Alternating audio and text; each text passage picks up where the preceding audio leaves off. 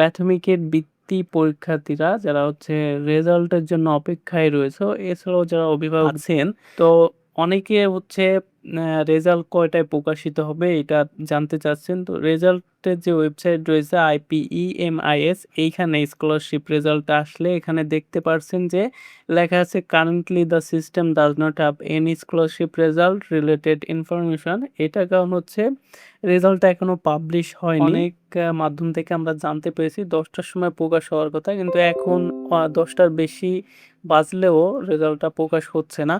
তো আমরা দেখি মূলত শিক্ষা মন্ত্রণালয় থেকে কি বলা হচ্ছে, এটা হচ্ছে দৈনিক শিক্ষা একটা নিউজ আজকে প্রকাশিত হয়েছে এবং সেখানে বলা হচ্ছে যে বৃহস্পতিবার ফল প্রকাশের সিদ্ধান্তে আছি এবং সময়টা হচ্ছে নির্দিষ্ট করে বলতে পারছি না। এটা হচ্ছে সর্বশেষ আপডেট। অর্থাৎ বোর্ড থেকে কিন্তু সময়টা নির্ধারণ করে দেওয়া হয়নি যে ১০টার সময় হচ্ছে রেজাল্টটা প্রকাশ হবে।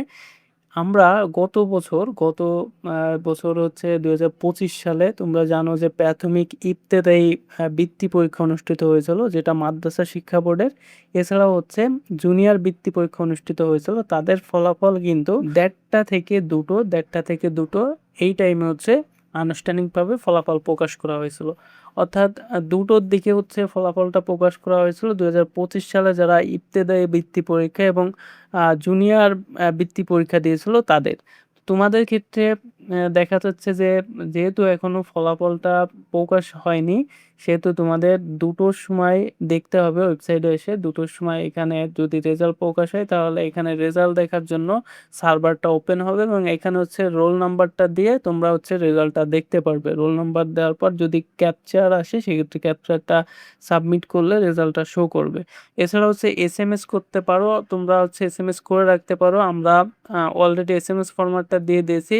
আশা করি ছোট্ট আপডেটটা তোমাদের জন্য গুরুত্বপূর্ণ ছিল। তোমরা টেনশন করে না এবং রেজাল্ট যখন পাবলিশ হবে তখন হচ্ছে রেজাল্টটা অবশ্যই এখানে দেখতে পারবে স্কলারশিপ রেজাল্টের এখানে আসলেই।